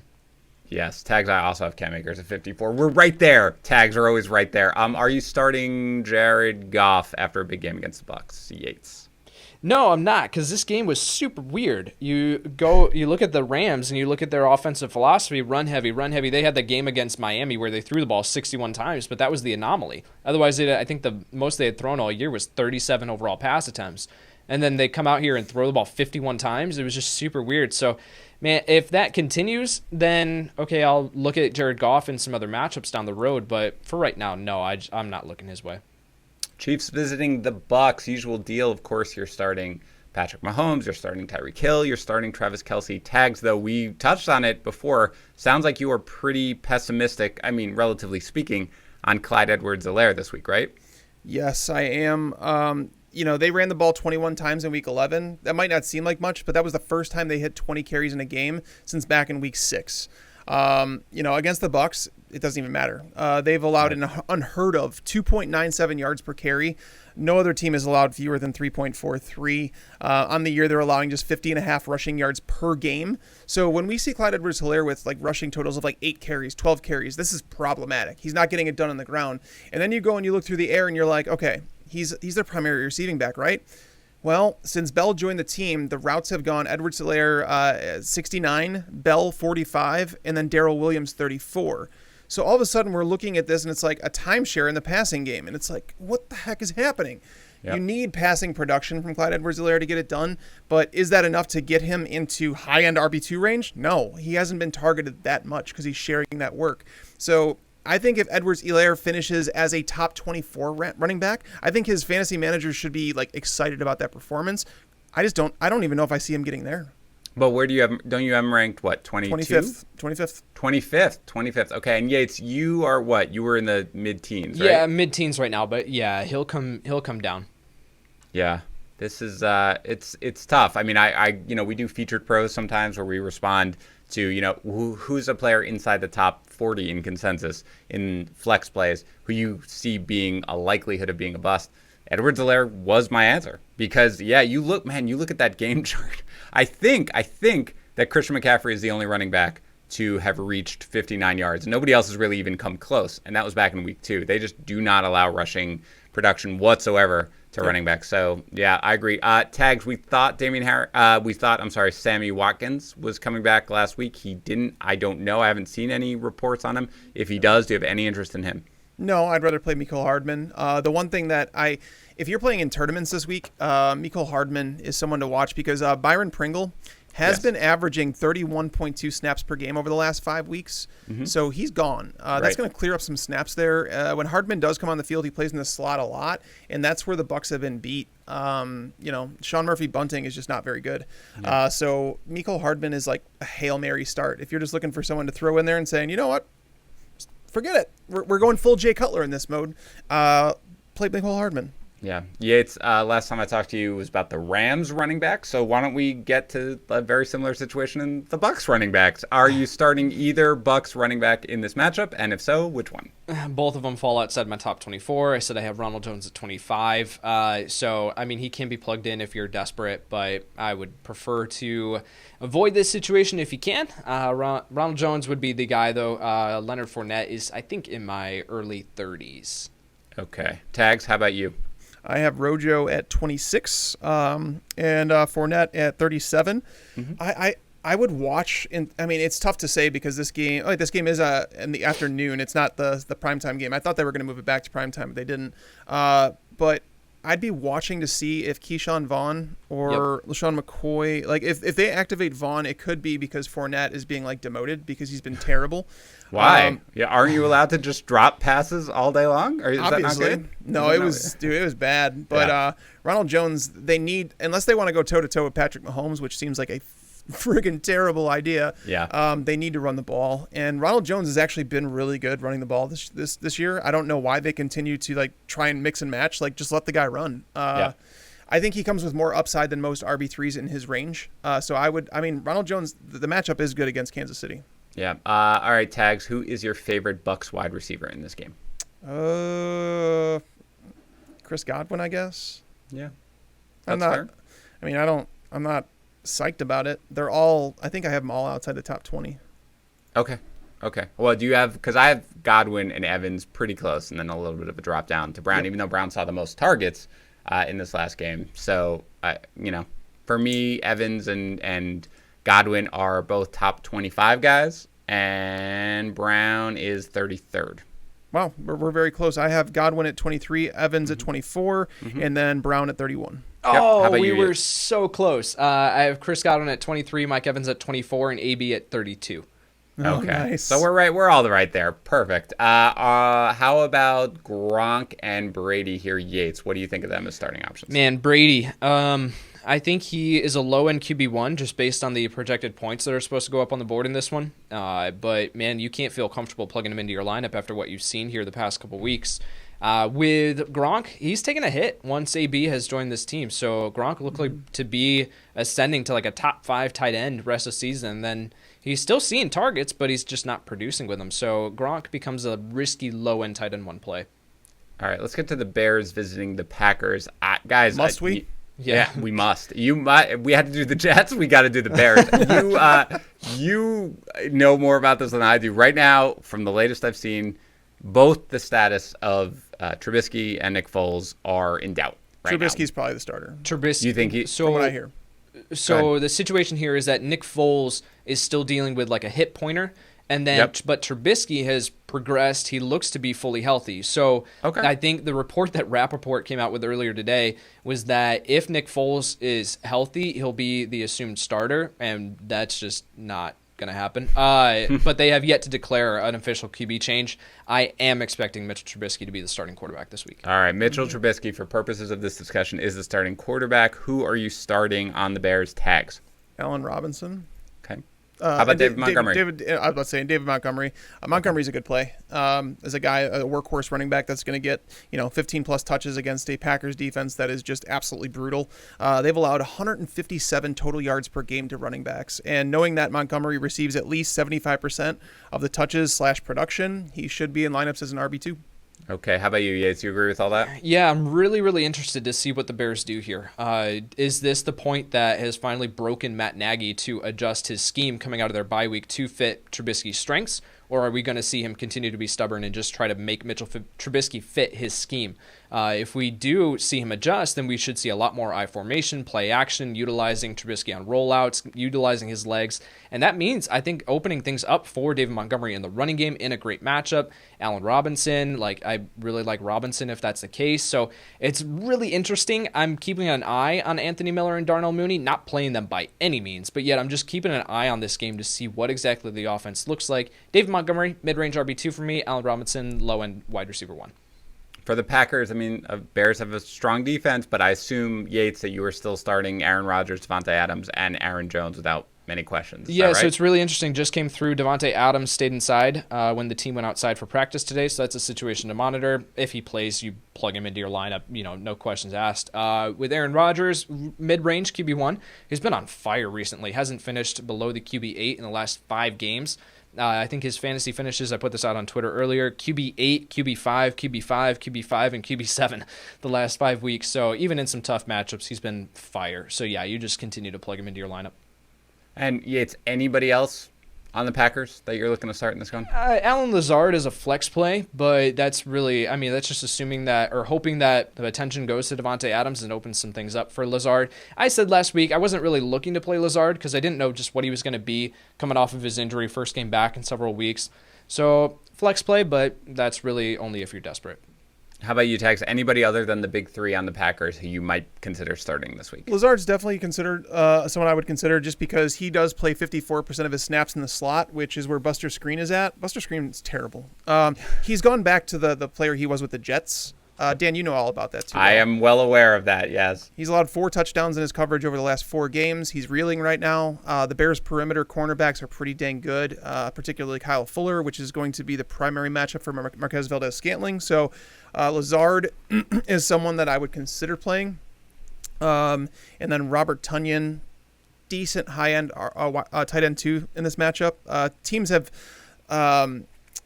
They've been basically they've been accumulating a lot of the fantasy production against the Bears. 22.2% of all skill player production has gone to tight ends. That's the most in the league. So I do think Tonyan can be considered as a streamer this week. All right, Seahawks visiting the Eagles. You're starting Russell Wilson. You're starting DK Metcalf. You're starting Tyler Lockett, regardless of the matchup. So sounds like Chris Carson's going to be back in this one. There's optimism. So Tags, I assume you're starting him, even though Philadelphia has a solid run defense. Yeah, I'd be starting him as an RB2 this week if he's back in the lineup because they've really played it safe with him. I think that he probably could have played in that Thursday night game, but now in between that and this game, there's actually going to be a full 11 days rest for him. So I do anticipate he's back, and yes, I would play him. Okay. Yates, anybody else in the Seahawks that you want to talk about before we get to the Eagles? I'm just keeping an eye on the tight end situation with Greg Olsen out for the year. I'm interested to see if Will Dissly steps back up. Is it Jacob Hollister? There's going to be fantasy value here. It just depends on who it is. So don't take it, it's not worth throwing a dart at these guys this week, but just keep an eye on the situation. Yates, Miles Sanders back in the quote-unquote circle of trust for you as a running back? No, because you got Jordan Howard promoted to the active roster. So, man, I just don't – it's Jordan Howard. We can make all the jokes that we want, but yet it's another active running back promoted here. So, Miles Sanders, he's in that same Chris Carson range probably for me, low-end RB1, high-end RB2, but yet as far as the circle of trust, no. Tag, start, or sit Carson Wentz? He's actually a start. I think that he's a solid streamer. Guys, I understand he's been terrible this year, Do you know he's still the number 14 fantasy quarterback? It's so freaking frustrating. I know. No, I know, but I'm saying is like he's thrown multiple touchdowns, I think, in 5 of his last 6 games, if I'm not mistaken. It has been pretty to watch. Like, my advice to you, if you want to start Wentz, don't watch the game. Don't watch it. Yep. Just don't watch it. It's Monday Night Football, though. You have to watch it. That's the problem. So, yeah. Technically don't have to. You can watch a Christmas movie or something. You do. I'm going to watch it, but teams have thrown the ball a ton against the Seahawks. Their opponents have averaged 65.2% of the time. That's when how often they're throwing the ball, whereas the Eagles have thrown the ball on 63.5% of their plays, which is the 4th most. So basically, when you add everything up, Carson Wentz might have 50 pass attempts in this game. All right, so who's he throwing the ball to here, Tags? Who do you like as a pass catcher for the Eagles? I mean, I like Rager and Fulgham. I mean, honestly, I'm not. You can't rank any of them as like a top 30 play, but I have a feeling that both of them could finish there. I've already talked about how bad the Seahawks defense is against wide receivers. 21 receivers through 10 games have finished as top 36 options. So I think that both of them belong in I think Rager is a high-end wide receiver 4. With a chance to shine in this matchup. Like, it could be like people are watching him and be like, oh, where's this guy been? But he has been getting targets. Travis Fulgham has led the team in targets over the last 2 weeks, but they unfortunately haven't led to much production. So I'm putting him in the wide receiver 4 territory with like top 20 upside, because if you were to rewind 2 weeks ago with the same Carson Wentz and put Travis Fulgham in this matchup, I think people would have ranked him as a top 12 wide receiver. Yates, how do you feel about the wide receivers? I'll mention Carson Wentz really quick. I am not going near him because you also did have Doug Peterson coming out earlier this week saying that Jalen Hurts, I forget the exact quote, but essentially like Jalen Hurts will play some more or something like that. So that's concerning. And then with the wide receivers, Jalen Reagor would be the guy, but he's a flex play for me, nothing more than that. Travis Fulgham, I can't go back to him. Even though this is a great matchup, I get what Tags is saying. I can't stomach putting Travis Fulgham in my lineup yet. All right, so Zach Ertz is practicing. I'm not sure whether or not they think that he has a chance to play this week or whether it's going to be at least another one. But Yates, if he doesn't play, are you definitely starting Dallas Goedert? If he does play, what do you do with the tight ends? Yeah, if he misses this game, then you fire up Goddard as a mid-range tight end 1. If he does play, I'm not expecting anything fantastic from Zach Ertz. With Dallas Goedert, it's really interesting with them. Like, okay, how much 12 personnel do they run? Do they utilize Dallas Goedert as the route runner out of the formation? Like, what do they do with Dallas Goedert? So if Zach Ertz plays, I can't trust him as anything more than a high-end tight end 2. But you most likely don't have any other options on your roster right now, so I think you just got to play Goddard. Yeah, Tags, you agree with that? Yeah, somewhat. I mean, if Ertz is back, it's really worrisome because tight ends have been targeted just 12% of the time against the Seahawks, which is the lowest in the league is not even that close. So the Eagles have targeted their tight ends 27% of the time. So something's got to give here. Maybe they meet in the middle, which means there's not going to be as many targets available for the tight ends against the Seahawks with the way that their defense aligns, and they've been really good against tight ends. So. If Ertz doesn't play Goddard, you have to play him as a tight end 1. But if Ertz returns, it's something that's going to force me to like kind of evaluate everything. But knowing the game is going to be high scoring, knowing that Wentz is going to throw the ball, like I said, I think he's going to throw the ball at least 45 times in this game. I think you at least have to consider both of those guys. All right, let's get to the Thanksgiving games here, and Tags will talk a little bit about DFS as we go through, however you want to do it. But let's start with Houston visiting Detroit. We've mentioned Duke Johnson. Let's just give the number on where you guys actually have Duke Johnson, because Tags, you sound like you're like, yeah, let's go with some Duke Johnson. So where do you actually have him ranked in your running back rankings? I am ready to burn for this, but I have him at RB17 right now. Wow. Okay. The Lions are bad across the board, dude. I know. Oh, yeah. I know. So incredibly bad. And that's the thing is, like, there's no other running back that's competing for touches with Duke Johnson right now. And I understand it's been that way the last couple of weeks, but against the Lions, running backs are averaging over 31 touches per game. So even if, let's say we dial it back and we say, they're only going to get 22 touches per game against this Lions team. Yeah. Okay? Against the Lions? Come on. It's so rational. It's so rational. And then I look at Duke Johnson, and I've watched the last couple of games, and I'm like, I don't know if I can do it. So how about you, Yates? Do you agree? You don't have him at 17, Yates. No way. No. I've got him at 25. I've got it. I moved him just above Ronald Jones. So I would play Duke Johnson over Ronald Jones. I get it. Again, all logic. The matchup, fantastic. Looks great. I can't stomach it. Yeah. I don't want to do it, but I get it. I get everything you're saying, and from a logic standpoint, yeah, it makes sense, but gross. But I'm gonna take a close look at it. Deshaun Watson. By the way, I want to say Duke Johnson is one of my favorite, like DFS plays. He's discounted, so Duke Johnson is someone that it's a pivot off Deshaun Watson. You might be able to play both of them, but a lot of people I would say Deshaun Watson is going to be at least 50% owned, if not more. Duke Johnson is the pivot off of Deshaun Watson, so I like Duke. Okay, in cash, in tournament. I mean, how does it? I'm playing him in cash. Yes. Okay. I will play him considering his price. Okay.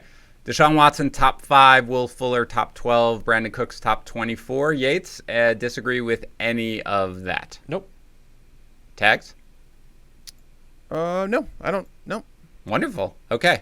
Tags, you want to talk about from DFS perspective? I don't know if you want to do it as we talk about the players or get to it at the end. How best do you want to explain your DFS magic? This is the game you're attacking because the game between Dallas and Washington, that's strictly for tournaments. If you're playing in big tournaments, you need to get some differential, because people are going to attack this game. But this is the game to attack in cash. It has a high total. The other game might net 30 points. It's possible that one does. This one should be higher scoring. So targeting Fuller and Cooks makes a whole lot of sense against this Detroit secondary.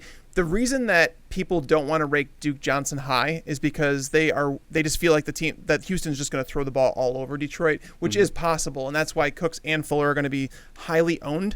I would anticipate Cooks having higher ownership because he's 53 and you're getting like an $1,100 savings, but I think both of them can be played. And if you're looking for like the lower owned one, like the Kiki QT at 3,400, that's what I was going to ask. Yep. I love him. Love him. And if you need to save money in cash lineups, QT at 3,400 makes some sense in that wide receiver slot. Yeah, you mentioned him, Tags, on the recap show. Obviously, you've got Randall Cobb, who I believe has now been placed on IR. Yep. Kenny Stills, I don't know if he's on IR, but he's certainly out this game. So, yeah, that does open up a spot for QT. What about the tight ends here? Let's start with you, Tags. Jordan Akins, of course, he produced in this last game. With the injuries, are you interested in Jordan Akins either from a season-long league or DFS? DFS, he's just a tournament. Okay. And then as for a season-long, there's definitely better options here. He's basically touchdown or bust because the Lions have allowed just 3.3 receptions per game to tight ends, 34.4 yards. Both of those numbers rank as the second fewest in the league. So for whatever the case is, teams just haven't gone to their tight ends against the Lions. And, I mean, let's not pretend that Jordan Akins has been heavily targeted. There's been just 3 games this year where their tight ends have been targeted more than 4 times. So, yeah, Akins is just touchdown or bust, tournament option only. All right, Yates, for the Lions, if DeAndre Swift is able to clear the concussion protocol and he plays, you're starting him without question, right? 100%. If he sits, are you going to Adrian Peterson and or Kerryon Johnson? He returned to practice. He's playing.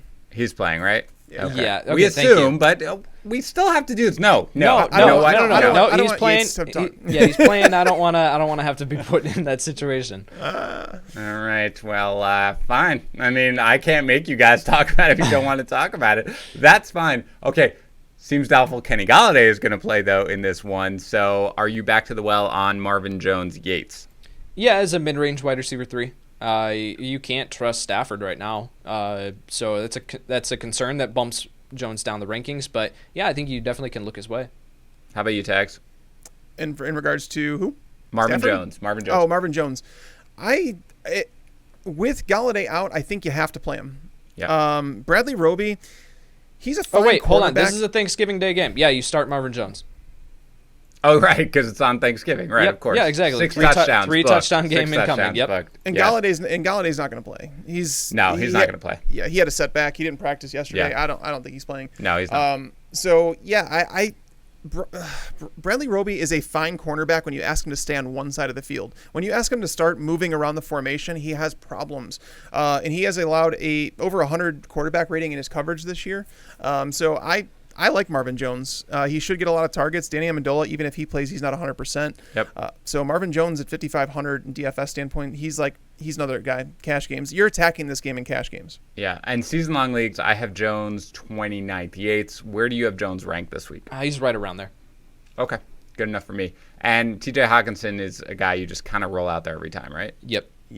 Especially in this one. All right, Tags, anything else from a DFS perspective on the Lions that we haven't touched on yet? Oh, not really. I think Swift is like the must play on this slate, though. Okay. Zeke is actually more expensive than DeAndre Swift. But Swift, if he plays against that Houston defense, Houston has allowed more than 200 yards more rushing than any other team in the NFL. And I know that Swift is involved in the passing game. So even if there's a negative game script and it goes south, DeAndre Swift he just basically, when he got that start 2 weeks ago, he looked like a running back that had springs in his legs, right? Like he was fresh, he was ready, whereas all these other teams are kind of worn down at this point in the season. And now that he had another week off with this concussion, I expect him to be like bounce. I expect big things from DeAndre Swift, and I just don't want to have a lineup without him in it. Okay, Washington visiting Dallas. So, Tags, this is how Yates and I usually do the Dallas game. Antonio Gibson and Terry McLaurin are must-starts. Are you starting anybody else on the Washington football team? Forget about DFS for a second. In season-long leagues, are you starting anybody else on the Washington football team this week? Logan Thomas can be considered. I don't like J.D. McKissick in this game. No, me neither. Yeah, running backs have averaged just 5.2 PPR points through the air against the Cowboys. That's the lowest mark in the league, and there's no other team that's close. Yep, I agree with that. I have him 32nd ranked on this week, Tags, at running back. How about you, Yates? How do you feel about this? Anybody other than Antonio Gibson and Terry McLaurin? McKissick's at 29 for me, so he can be plugged in as a low-end RB2 in full PPR leagues, but outside of that, no, I'm not really looking his way. Tags, DFS me on Washington. How do you feel? Terry McLaurin. If there's one player that I want to play from this game, it's Terry McLaurin. In a dome, like with his route running ability, he's the only wide receiver in the league that has seen at least 7 targets in every single game. He's posted at least 11.1 PPR points in 9 of 10 games. And then you look at the matchup against the Cowboys, they're allowing a league-leading 2.13 PPR points per target to the position. Obviously, they lost Trayvon Diggs just a couple of weeks ago, and they're terrible.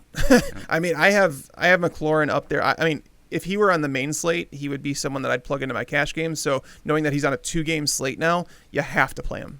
Worth noting with Yes. Terry McLaurin, he's now questionable for Thursday with an ankle injury. Just give Don't tell me that. He's playing. I'm just declaring it. He's playing. For Dallas, you're starting Zeke. What about the wide receivers, Yates? How do you feel about them? Yeah, tougher matchup. So downgrading slightly, but Amari Cooper at 26 for me, CeeDee Lamb at 36, again in that same grouping of Corey Davis, Sterling Shepard, Curtis Samuel, and then Michael Gallup. I'm not looking his way. Yeah. No, I have both of those guys right around there. I have Cooper at 27 and Lamb at 34. Tags, what do you think about the wide receivers? Yep, I have Cooper at 26. I have Lamb at 34, and Gallup is basically non-existent.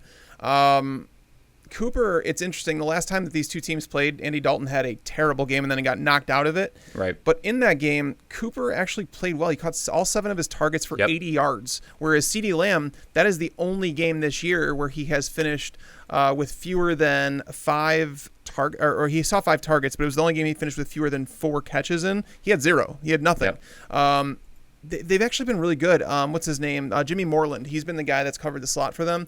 Been really, really good in coverage. And again, Gallup is the guy that's getting targeted down the field. Washington's pass rush doesn't let you take too many shots that way. So if you're considering one, it would be Amari Cooper. How about Dalton Schultz? Any interest here? I mean, he's got 21 targets in the past 3 games, or just added consideration for you, Tags?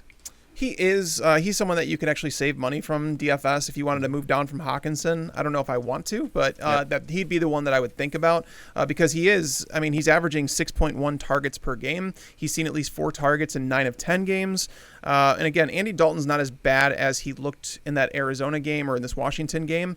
Maybe last week gave him a little bit of confidence moving forward. So Schultz is. I have Schultz just above Logan Thomas. That they're both in like that same tier for like high end tight end 2s that may not have a large ceiling, but their floors are better than most. All right, Tags, anything you want to say about the Cowboys from a DFS perspective that we haven't talked about yet? Not really. This game I'm not excited about. I mean, when you look, I just don't see a ceiling for someone like Amari Cooper would be the one that I guess you'd consider in cash, but I would rather move down to like Brandon Cooks, who costs $400 cheaper, and his targets have been just as good from a better quarterback in a better matchup. So I don't think there's a whole lot outside of tournaments, because again, in tournaments, that's where you need to be contrarian and kind of pivot off the like let's say that the Lions and Houston game disappoints overall, and they just score 40 points in that game or whatever it is. Then all of a sudden that Cowboys game is looking really good if you grab some of the players there because the ownership's going to be lower.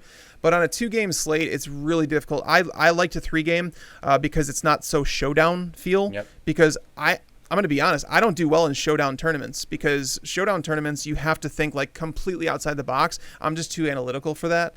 So from a cash game standpoint, that's basically why I wanted to touch on these players because I feel like some people might want to play DFS during Thanksgiving just to have something to root for. And so a lot of the guys that I've talked about are definitely cash game plays. All right.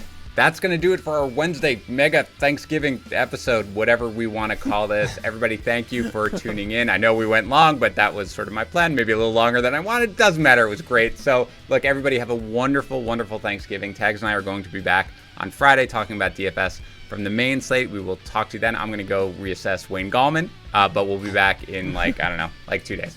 Have a great holiday, everybody. We'll talk to you in a couple days.